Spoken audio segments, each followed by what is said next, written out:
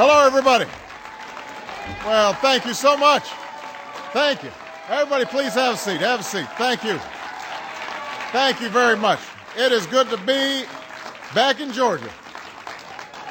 It is good to be back in Georgia, although, where's the sun, guys? I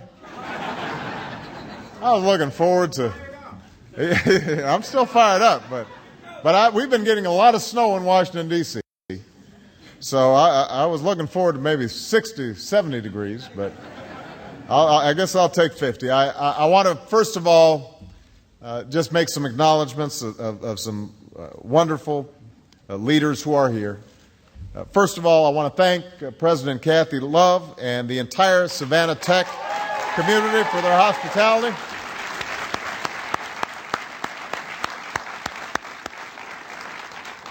I want to thank your governor, who I just had a chance to see recently, host him in the White House with the other governors, Mr. Sonny Perdue.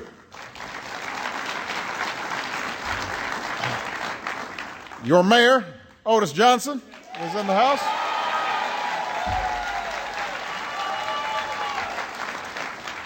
Congressman John Barrow, you're in his district. That's right. Congressman Jack Kingston. Congressman Sanford Bishop. And Congressman Hank Johnson are all in the House. Well, thank you so much for taking the time to be here today. I really appreciate the opportunity to visit here at Savannah Tech, and I just took a brief tour of some of the classrooms where students are learning about clean energy. They're learning about solar cells. They're learning about efficient heating and cooling systems. You've got young people here who, through the Youth Build program, are gaining job skills that will help them the rest of their lives. And by the way, they're building a house right now while they're at it. And so,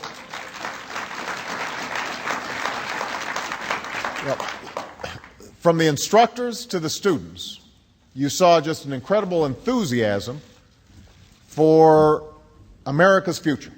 And I was just talking to President Love about the focus of Savannah Tech on clean energy, the idea that this can be a real model for green energy as a way of linking students to the enormous job opportunities and business opportunities that exist in the future. These are the skills that will help our country transform the way we produce and use energy. And that's so important, especially as families in Georgia and across America continue to experience the painful consequences of the worst economic crisis that we've had in generations.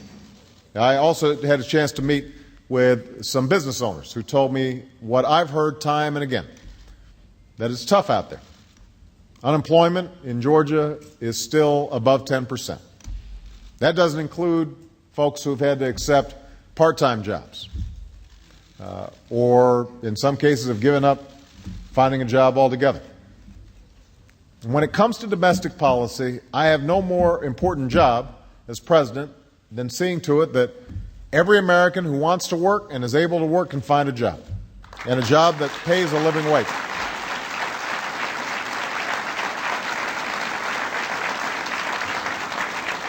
That was my focus last year, and that is my focus this year, to lay a foundation for economic growth that will create jobs, that raises incomes, that will foster a secure economic future for middle-class families. Now, this depends on not just spurring hiring, but doing so in the areas that will create lasting opportunities and prosperity. And that's why we've invested in roads and railways, so that our economy has room to grow, and we're laying the infrastructure for the future. In fact, because of the Recovery Act, there are more than 300 transportation projects underway in Georgia right now.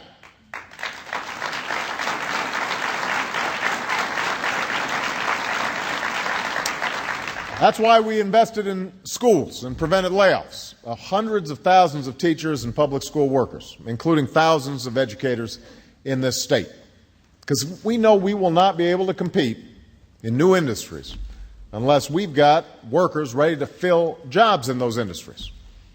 And I'd also point out that I've proposed the largest ever investment in community colleges and technical schools like this one to produce millions more graduates who are ready to meet the demands of the 21st century economy.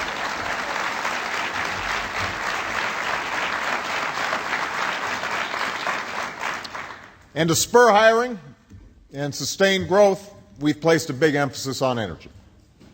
Now, just a few weeks ago, I announced a loan guarantee to break ground on the first new nuclear power plant in our country in nearly 3 decades, a project right here in Georgia. Right here in Georgia. A project that's going to create more than 3,000 construction jobs in the next few years, and ultimately 800 permanent jobs operating the plant. We're on track to create 700,000 jobs across America building advanced batteries for hybrid cars and modernizing our electric grid and doubling our capacity to generate clean energy. And in fact, here at Savannah Tech, the Recovery Act provided a grant to Youth Build to help provide training in these very fields because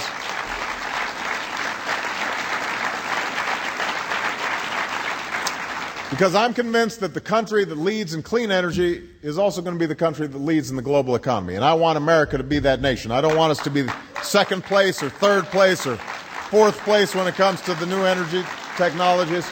I want us to be in first. So we have the potential to create millions of jobs in this sector.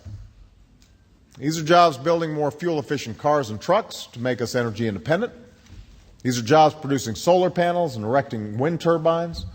These are jobs designing and manufacturing and selling and installing more efficient building materials. Because 40% of the energy we use is used by our homes and buildings. Think about that. All of us know that we use a lot of gas in our cars. But in terms of energy usage, 40% of it goes to our homes and our buildings.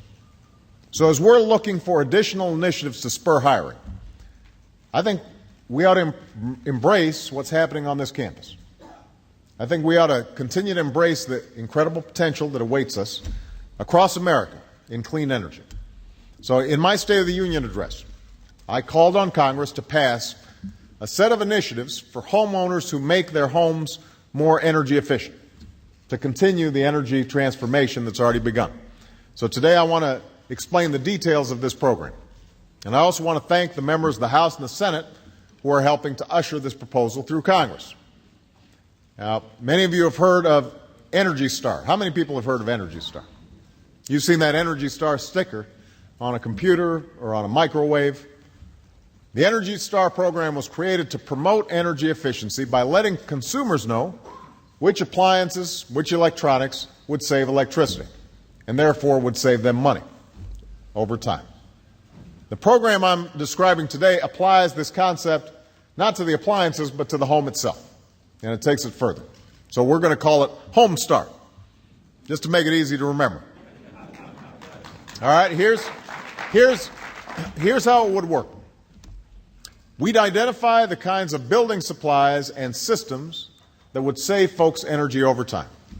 And here's one of the best things about energy efficiency. It turns out that energy efficient windows or insulation, those things are products that are almost exclusively manufactured right here in the United States of America. It's very hard to ship windows from China. So a lot of these materials are made right here in America. So we take these materials, and if a homeowner decides to do work on his or her house, to put in new windows, to replace a heating unit, to insulate an attic, to redo a roof, the homeowner would be eligible for a rebate from the store or the contractor for 50% of the cost of each upgrade up to $1,500. Now, if you decided to retrofit your whole house to greatly reduce your energy use, you'd be eligible for a rebate of up to $3,000. Now, these are big incentives. And you'd get these rebates instantly from the hardware store or the contractor. So if you went to Lowe's or Home Depot's or wherever you went, right there, when you paid the cash register, you'd get that money. You wouldn't have to mail in a long form, wait for a check to arrive months later. Now, we know this will save